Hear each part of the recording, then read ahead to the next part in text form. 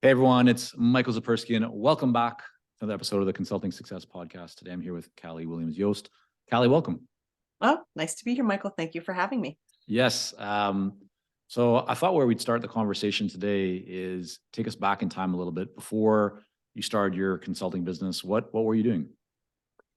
So I graduated from Columbia Business School in 1995, and I started in this new emerging field of work flexibility strategy consulting in 1995. Yes, it was happening back then. I know we all think it's only since COVID, but it's not.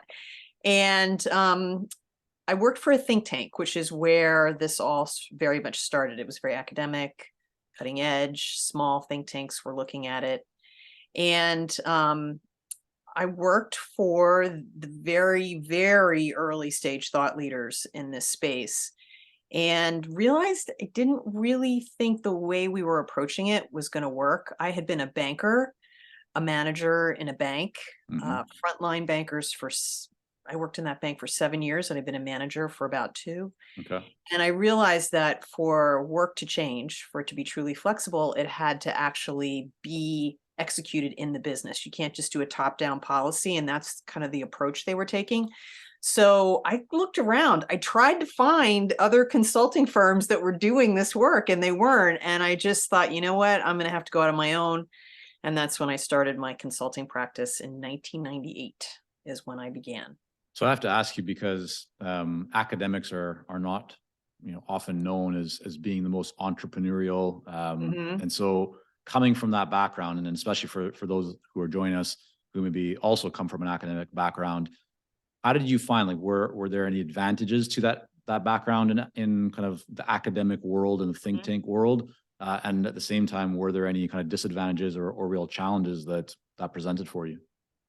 So for me, the think tank academic background has been and continues to be very helpful in that I'm very disciplined in terms of the data-driven approach to what I do. So Mm, you had to be sharp and on point in terms of any kind of inference you were making from data, and that I continue to draw upon to this day. I think the thing that frustrated me, to your point, was I'm all about the business. Like, this has always been about business for me. Like, it's great to have the theory and like the kind of, ultimate, everybody's happy, fantasy, world that right. I like to think about too. But I'm always very much about, all right, so how's this going to make a business more effective? So I bring both of those sensibilities together in my work and always have. So that's what I think the academic piece brings, but then I'm all real time, like applied, and what does this mean? And that is the aspect that I bring from my banking background to this work that I do. Yeah, I mean, I love the focus that you brought up around almost like the power of data or Hmm. be diligent with data. I was just talking with some clients earlier today about this idea of what refer to as like specialized content, and in that Hmm. a lot of people will put out general content, general information, but in the day that kind of the environment that we're in, it's very hard to stand out if what you're sharing is just general. If there's not real deep insights, perspectives, opinions, data, or a story inside of that, it's just hard to be known for it. And Hmm. I think clients and the marketplace really appreciate somebody who can take it, kind of can use data or bring data to life. And I'm wondering, for those that might be in a similar position where they have a deep understanding of X being whatever it is that Hmm. they're experienced in, but they maybe have just been at the surface level in terms of their content creation. They haven't really Hmm. gone deep into data. What advice would you have for them, or maybe like any best practices, or how did you go about, and how do you maybe still to this day use data, use research to really establish yourself as an authority, as an expert in a way that it helps you to build a business?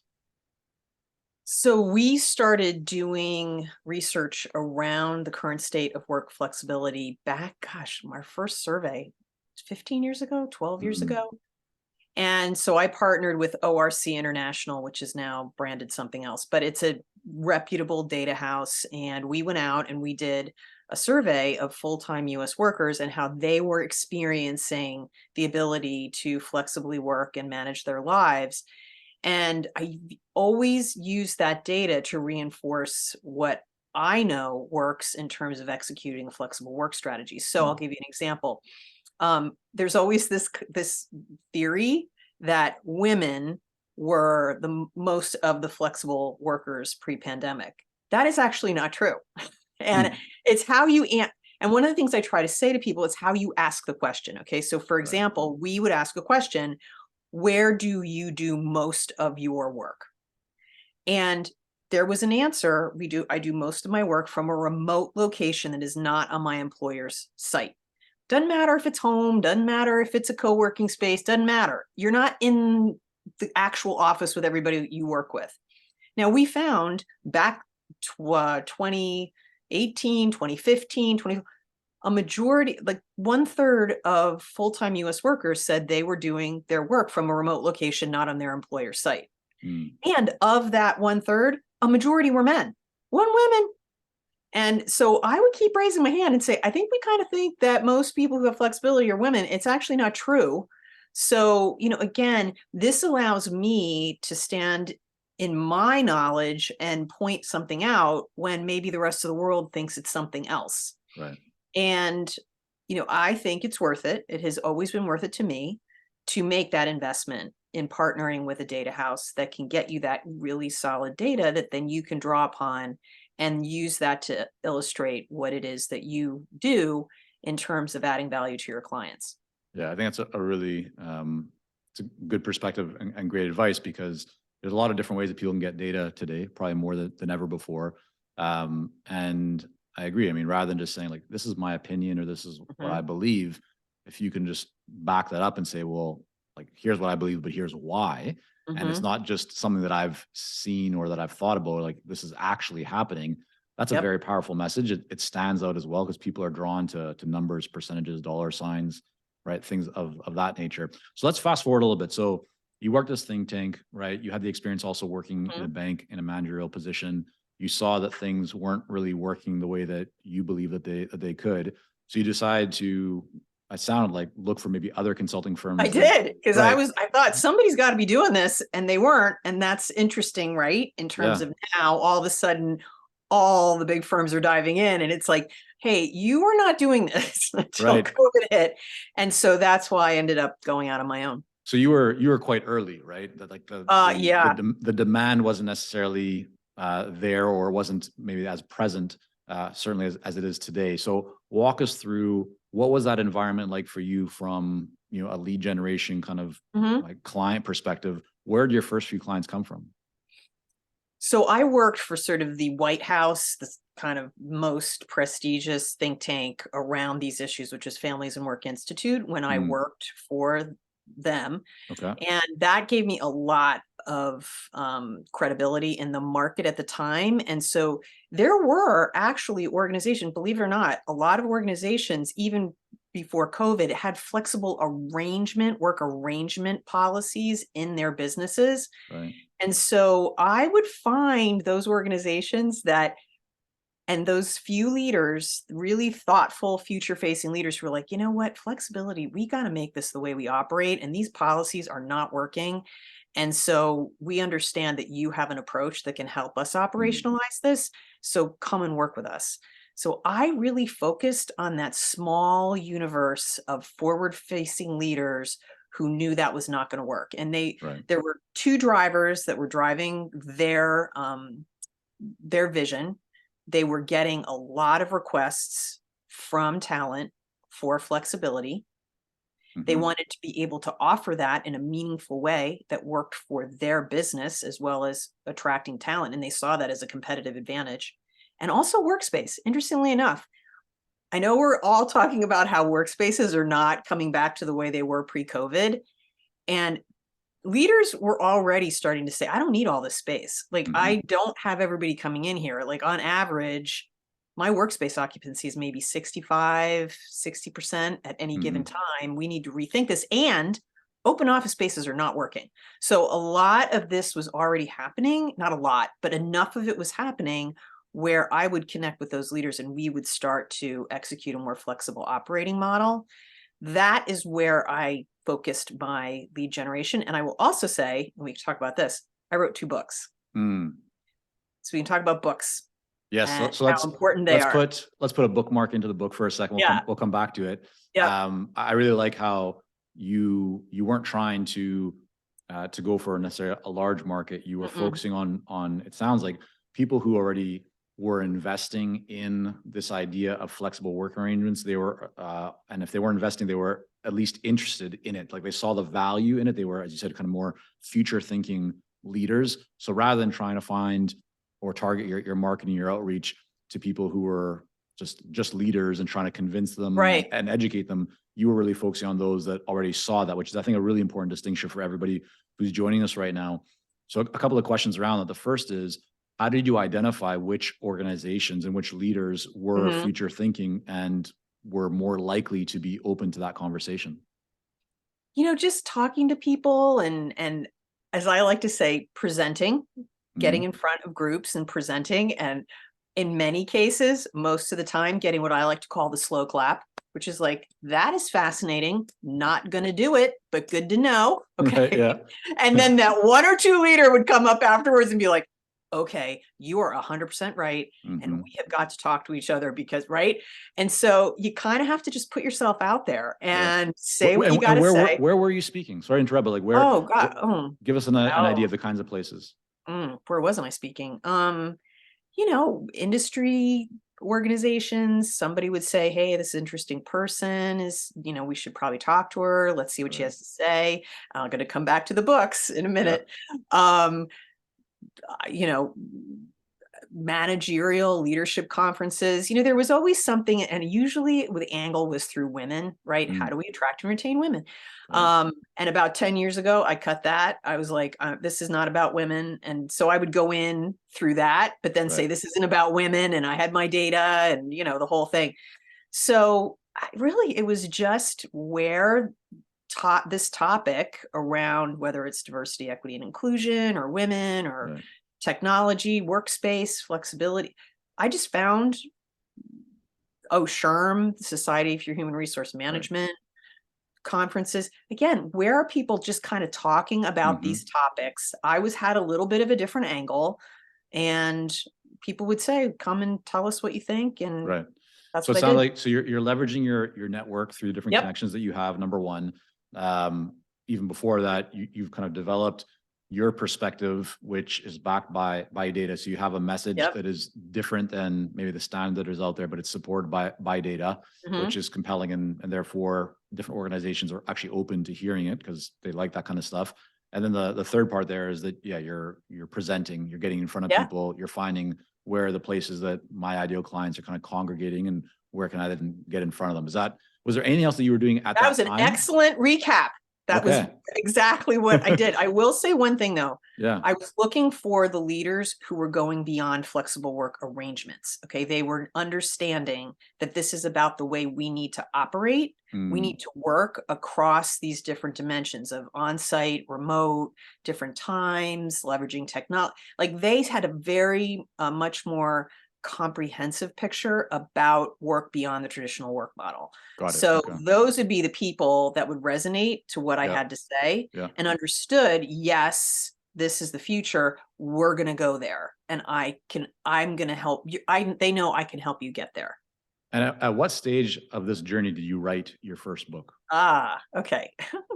So, oh my gosh, 15 years ago, one of the things that I would talk about was the fact that if you created flexibility, you would help people balance their work and life. And I would go in, and that was just one of the outcomes. Obviously, there was productivity and workspace, but balance was one of the outcomes. And I would see leaders just glaze over, like just glazed, could not go there with me. And one day, and then I would try harder, right? So one day this leader took pity on me, and he said, look, I'm going to tell you right now, you say that B word, all I hear is work less, and we have so much work to do.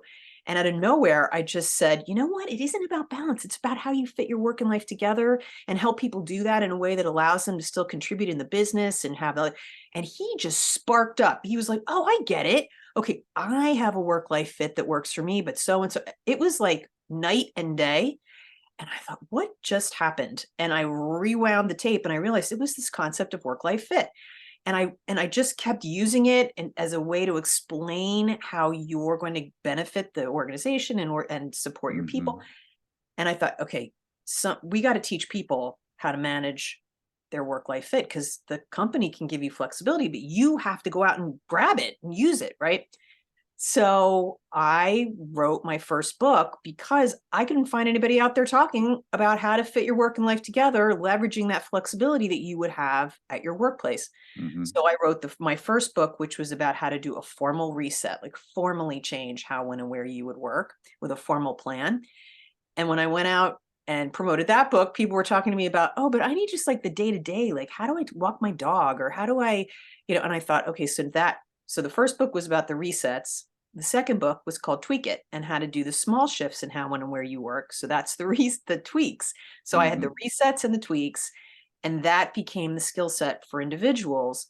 And that's why I wrote my books, because I saw it was missing. Like, we were talking about managers, we were talking about leaders, but not about people and what they need to do to be effective in this flexible work and life reality they found themselves in. So that's why I wrote my books. I found a missing piece of the market. And then that became part of my delivery model, but then also what I went out and talked about that was missing. Yeah, I appreciate that breakdown. So a few things about that. The first that I want to point out for everybody joining us that I think is just incredibly important is that you probably, correct me if I'm wrong, would not have had that realization, kind of like the light bulb moment that, oh, my messaging of what I'm saying is using the word balance is not resonating, but something else now is, if you weren't out there having conversations. Oh, no. Right. Like the idea of getting the business plan ready and just trying to perfect things and playing with your website and overthinking things is not going to cut it. You need to get out there and have conversations to ultimately validate and find that right fit. So that's number one. Number two, the hesitation a lot of people have when they think about writing a book, because everybody has a book inside of them, right, is I don't have the time. So my gosh, I know. So walk us through, how did you, using your word fit, how did you fit the book writing kind of process into working with clients, doing work, taking care of family, or whatever it might be? Just kind of give us the plan that you use, or how you kind of navigated that. All right. So I'm going to tell you the truth. Okay. We like truth. It is a lot of work. Books are a lot of work. I probably put more of myself into those books than maybe a lot of other people do. I enjoy the process of that, and it helps me think about how I'm thinking. It really helps me work through my approach. So when I knew I had a book in me, I had to plan in advance. Like, I had to like put money aside, and part of my model is I have consultants who work for me in a flexible way, right? So I would give them the heads up, like, I'm going into book mode, and then they would know, cool, we're going to take a pause while you do your books. And I wrote the books, and that's how I did it, is I would put time aside to just get the proposals written. Then you pitch it. Then I would do some work. And then when the book got sold and I had to write it, then I had to put time aside again. Now, that is not the only way to do this. Sure. You can hire people to help you write books, and people do that. I did it myself. That's not how you have to do it. But that's how I managed how to fit those into. So you talked about putting money aside, which I appreciate you kind of bringing that up. I'd love if you get a little bit more tactical or detailed around that. Like, how did you decide how much money to put aside? How are you kind of thinking about that? How much time are you giving yourself? Just so people might be able to get a sense of, like, what was your decision-making process around that? Like, was it 1 month, 3 months, 12 months? Like, how much money were the first time, I didn't put enough away because I didn't realize how long it took. The second time, I knew it was going to take longer. So, again, I always see these books as like an investment in my company, right? So even if I'm not necessarily taking away as much a month as I normally would have, to me, it was like, I'm investing in, this is time invested. So I would say the first time I probably said, 3 months, like that'll be fine. The second time I probably did more 6 months, but I also had seen the return from the first book. So, And when you say 6 months, do you mean essentially what your income would have been over a 6 month yes, period? for me, And so that's kind of saved, parked in the bank. So yeah, you don't have to be stressed out about, do I have the cash flow to survive this? Right. Got it. Because I just Okay. knew I couldn't do a lot of business development and a Yeah. lot of client service as I was writing the book. Sure. So that's kind of how I approached it. But Okay. again, it maybe wasn't the full amount I would take for a month. But enough to cover living expenses and Oh, right, not feel exactly. stress. Exactly. Like in my case, it was childcare. Right. Okay. That's my biggest thing that I had to cover because I had 2 little kids. Got it. I'm obviously my husband, we planned it all together, but I didn't want to have to let my nanny go. So, that was my big expense. Okay. So you have book 1, you have book 2. Just walk us through, what are these books doing for you? And even before that, what are you doing with the books to use them to grow the business? What kind of, if you take us back to kind of the benefit of hindsight, what do you feel worked best? If somebody was planning to write a book as well right now, how would you suggest that they leverage that book to grow their business? So the way I describe books, it's funny. 2 things. First, as I said, it really does help you organize your thinking, and it does help you hone in on how you want to present something in no other way that I have ever found. I don't know. And again, this is me. Second thing is, a book is a moment in time where people pay attention. So when you have a book that comes out, people are, oh, a book. Like they may never read the book, although I will tell you, PS, 15 years later, it is amazing the number of people who've come up to me and said, your book changed my life. Like I found your book. I was able to fit my work and life together in ways so that is rewarding 15 years later, all those people. But in the moment, it is a period of time where people will say, oh, let's pay attention to what they have to say. That's interesting. And you get, that just gives you some exposure that you wouldn't have otherwise. Yeah. And that was 15 years ago. Then the last one I wrote was 7 years ago, and that still held for me. And But were you promoting like through sending emails? Were you talking about it when you're giving presentations? Like, oh yeah, because you go out and you say, I have a book coming out. People want to have you speak. Like, oh, you have a book. Like, let's have you come and speak, and so it does allow you to book business. It doesn't now. In my case, this content then became part of my consulting delivery, right? Like the part of the execution of a high performing flexible work strategy is giving people these skills and tools. So that was the other piece of it as well. It just rounded out. So you're developing your intellectual property in the format of a book, but the IP inside of the book, you're also able to use as part of projects and in delivery. Okay. So let's kind of take us to the current day. From a marketing perspective, I mean, it sounds that the book had an impact, presentations had an impact. Yes. What's working today for you? Because the last book, as you said, was 7 years ago that it was published. The first one 15 years ago. So here we are, 2023. What's working for you today from a marketing and lead generation perspective? What's working for me today is all of a sudden the whole world has woken up to the fact that there's flexibility, and it helps to be one of the few people out there that's saying, actually, I've been doing this for a while and this is not new. And here's how you want to think about moving forward. So it does help to have a long history of executing successful flexibility. And it has in COVID really did fundamentally and forever change the way we think about work. And it accelerated a trend that was already underway. I will be honest, I'm shocked still at the number of organizations that think we can go back, but they're now enough who are just like, we're not going back. And now what are we going to do? And when you say go back, what do you mean? Do you mean like people returning to the office full time and not working from home, or just define what does go back mean? Go back means to go back to the traditional work model that was February 2020. And maybe in that case, there were more days in the office than perhaps are going to happen going forward. But for me, go back means, we're going back to the way we did things in February 2020, where I think we all still kind of bought into the traditional work model as like the model. Okay. Like the model is you go to the office 5 days a week and 9 to 5. But that was already disappearing before COVID. but it was random. There was no strategy around it. It was just kind of happening. And as I said, COVID just kind of accelerated all of that to its most extreme form. And now we're coming back to the middle and we're saying, all right, so we're not going back there, but that is not sustainable necessarily or even effective. So what does this new way of working look like? How do we take the best of what we learned in COVID, but add back what probably got lost in the sauce? Because it was not an intentional, thoughtful way of executing a flexible work model.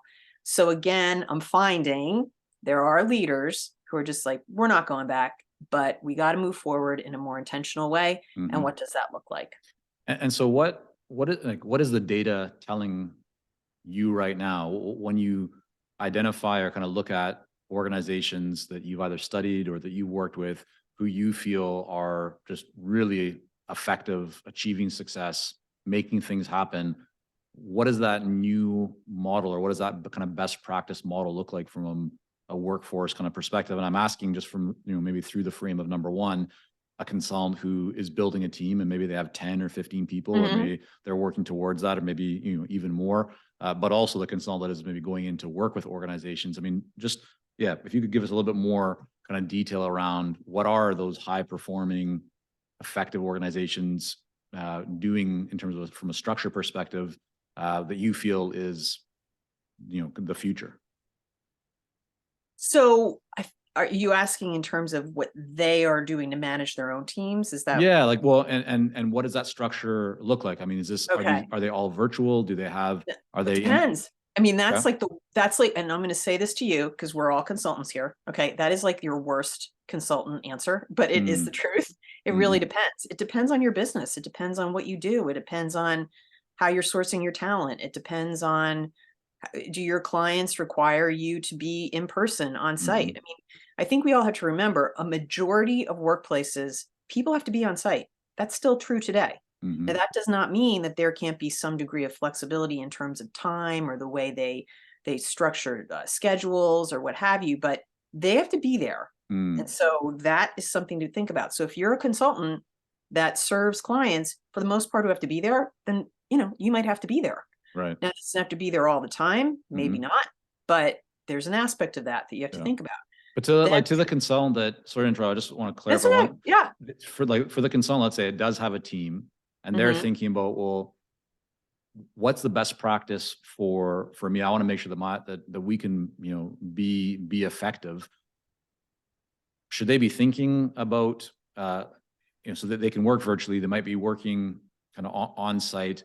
I guess my question is, maybe what are the biggest misconceptions or mistakes that you see people making in that position where they're a leader, they have a team, it's somewhere between 10 to 25 people. What should they be thinking about avoiding, or again, what are the mistakes and misconceptions kind of around that? The first and biggest misconception is you start with the where.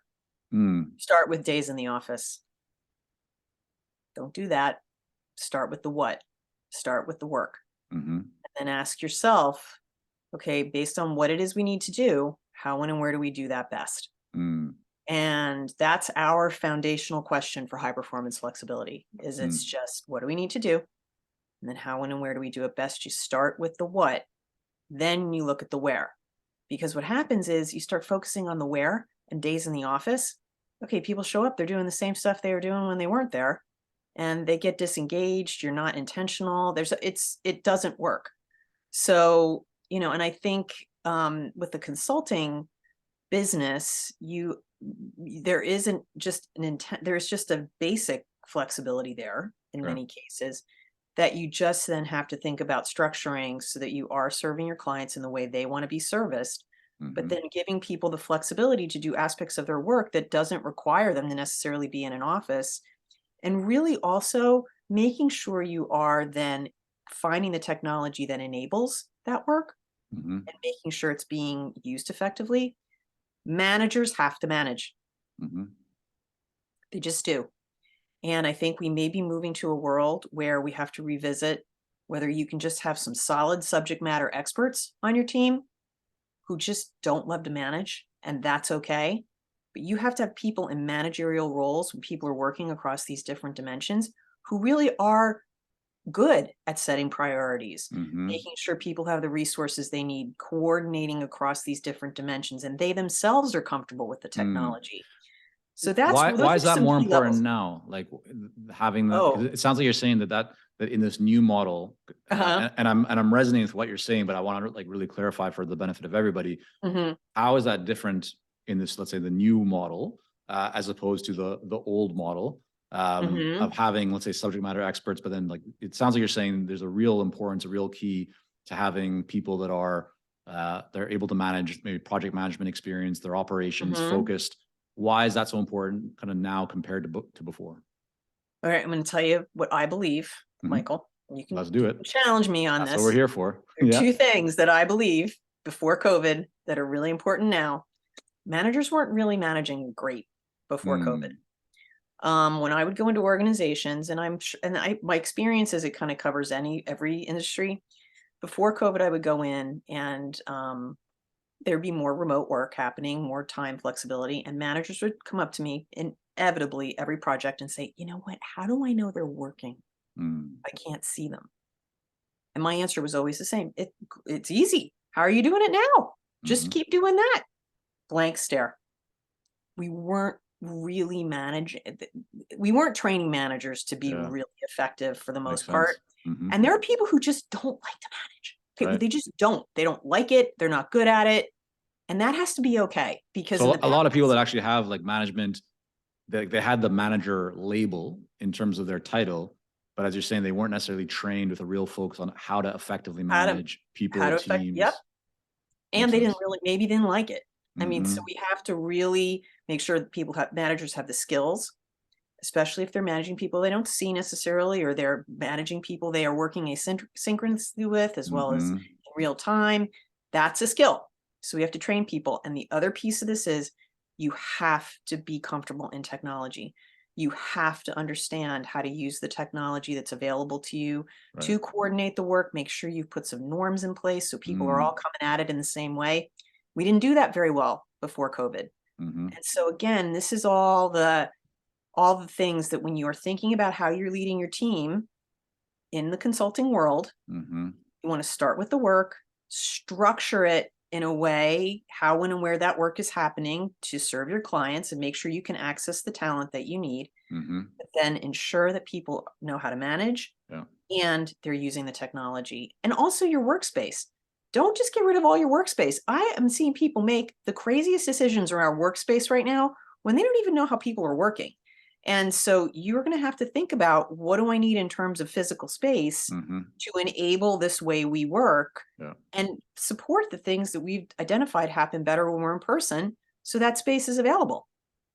Yeah, I love that. I think so true. It's my experience as well, seeing people who have maybe had that manager title, have they consider themselves to be a manager or kind of senior level experience, but they don't actually maybe love managing, or they're not actually Mhm. that good at that part of it. So I think that's a really important kind of reminder for people as they are thinking about building teams or even bringing on somebody in a fractional or contract kind of Yep. type of role.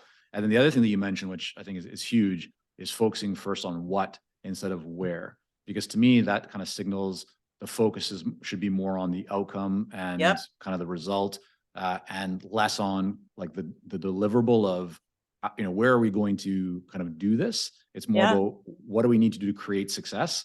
Yep. Um, I think that's a really great question to ask, because then depending on if everybody's aligned and clear on what the outcome needs to be or what success looks like, then you can kind of reverse engineer that and figure, well, Yep. where do we need to be? How do we need to do it? What Yep. technology do we need? What kind of reporting cadence do we need, or whatever, to make that happen? So I think that's a really good reminder for people.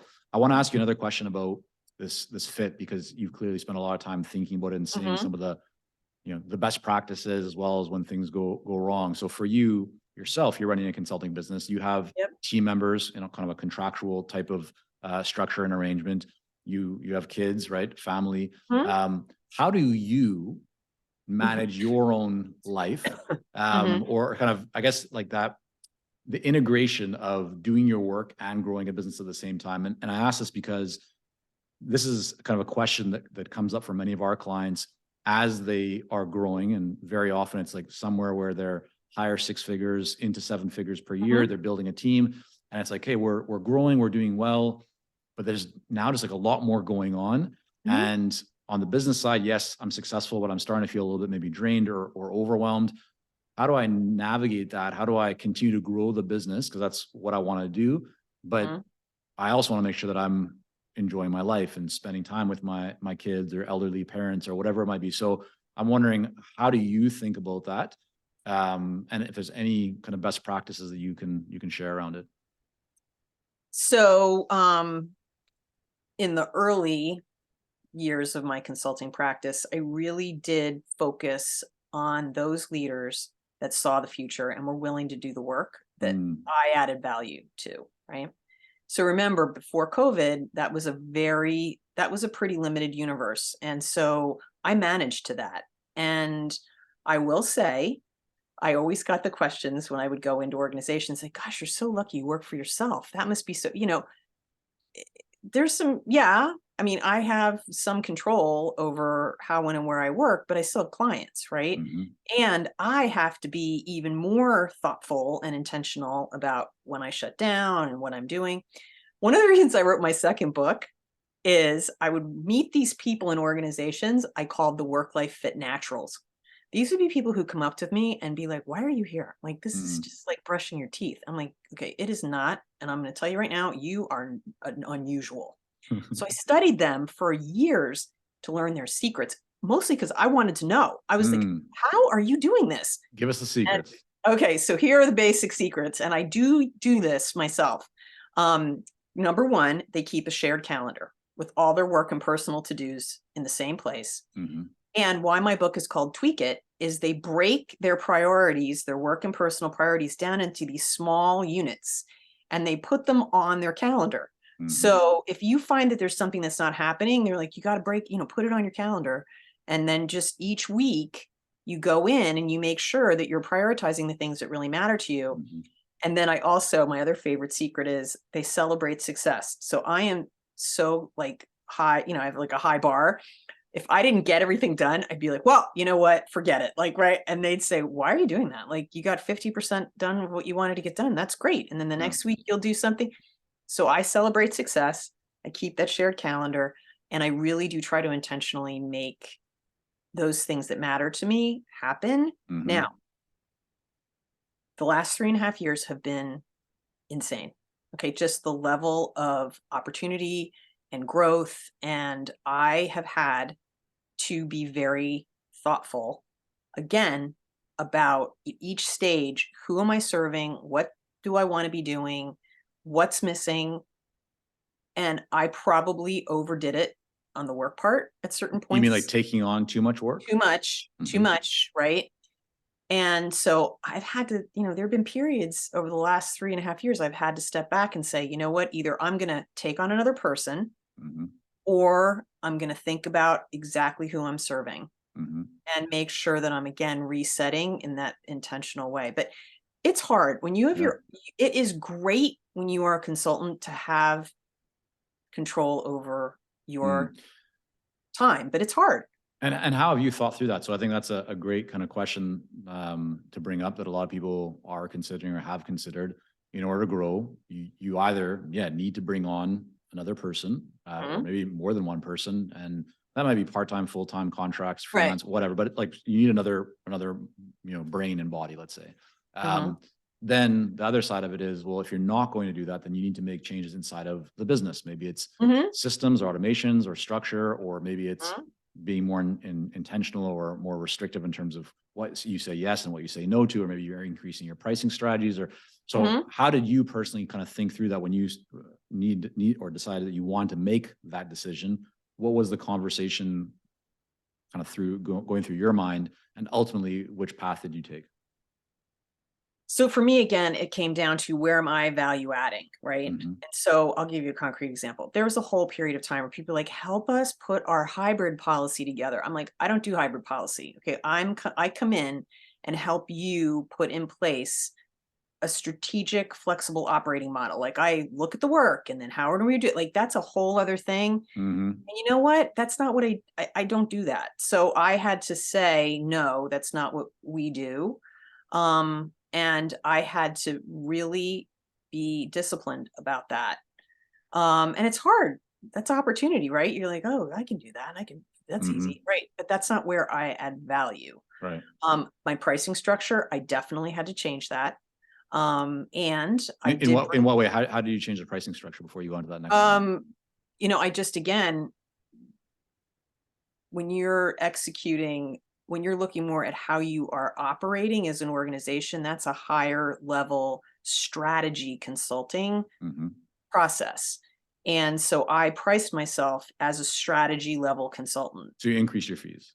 So I did increase my fees, Yep. not tremendously, Mm-hmm. but I just hung in, like I stuck to it. I Mm-hmm. didn't, I'll just do that. No, this is what it is. And When you, that that last part worked. there, do you mean that like around during COVID, a lot of people would discount or Right. they They would just like, oh, well, can you right. just do it for this and, help it? And So you maintained, you said, I'm yes, either increasing fees or I'm staying where I've been. I'm not going to discount or reduce my fees, no. just given what's going on. So for volume, right? Like Right. it's tempting to be like, oh, if I get the volume, and it's like, Right. yeah, you know what? I'm going to keep it here. I did bring on a couple of additional resources to Mm-hmm. try to help with some of that automation and that systematizing things and Mm-hmm. putting in place some training that I didn't Yeah. have before. But again, it's what do you want? Mm-hmm. And you also have to look at your definition of success. And this is one of the things I wrote about in my first book, and I think we don't talk about it enough, Mm-hmm. which is how do I define success? And for me, the different categories are prestige, advancement, money, and caregiving are the four sectors that I look at. Mm-hmm. And when my kids were little, it was hardcore caregiving, right? Like that was important to me. But as my kids have gotten bigger and COVID hit, I was more just like, all right, I'm going to advance, I'm going to make some more money. And, there's a level of prestige that's important to me in terms of Mm-hmm. being recognized as an Mm-hmm. early leader in this field. And so I would like that to happen. And caregiving wasn't so much in the mix because Sure. I didn't have little kids. You and I have talked. I had to reschedule this interview because Mm-hmm. now my dad's sick. And so as I think about my next level of growth over the coming, couple months, I'm putting that a little more into the equation, Right. maybe. Sure. Yeah. Different. I think you emphasize or you focus more on uh, depending what's happening around you during that kind of stage or season of life. Yep. And I think that's a really important reminder because if you just have your head down, working hard to build and to grow, you can really lose track of what Mhm. success ultimately means. And Yep. I mean, I'm all for making money and being an entrepreneur and building businesses is what I've done for the last 20 plus years. But at the same time, it's for me personally very important to be intentional with that and to Yeah. define like, well, what does success actually mean to me, and making sure that the businesses that we create support the lifestyle that I want to have, and Yep. not that I have to sacrifice my lifestyle to create a business that I want to have. So I always kind of look at making sure that lifestyle is at the apex or at the top of the triangle as opposed Mhm. to at the bottom. So I love that, Callie. There's so much more that we could continue to dive into. I know we're just really kind of scratching it at the surface, but I want to be respectful of the time that we have in the calendar here. Where should people go to learn more about you, about your books, about everything that you have going on?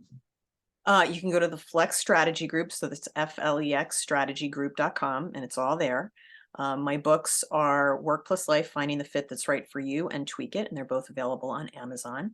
And if you go to our site, we do have we call it the Work Flexibility Scorecard, where you can go in and get a general sort of output of where you stand on the different dimensions of high performance flexibility. So that's something new you can do as well. Perfect. All right, we'll link all that up in the show notes. And then one final thing, just talking about your books, obviously people will can check that out. But is there a book that you have read or Oh, listened to in the yeah. last 6 months? Could be fiction or nonfiction, but just something that has really resonated with you that you think others might enjoy as well. Okay. I'm a huge Rick Rubin fan. So Rick Rubin has a new book out, and I'm What's losing on creativity or something? on Is it called? creativity. Yeah. Yes. Oh, I highly recommend it. Highly, highly, because I'm going to tell you, he lays out because people said to me, how did you know about this in like 1995? Right. And if you follow Rick Rubin's philosophy, it will lead you in your path. And that is exactly what I've done. So I read Rick Rubin's book and I'm like, okay, this is what I did. And this is exactly how it worked out. So go read Rick Rubin's book. Huge fan. It will really be worthwhile. Fantastic. All right. Well, Cali, thank you again so much for coming on. We will link all this up on the show notes at consultingsuccess.com. Thank you again. Thank you.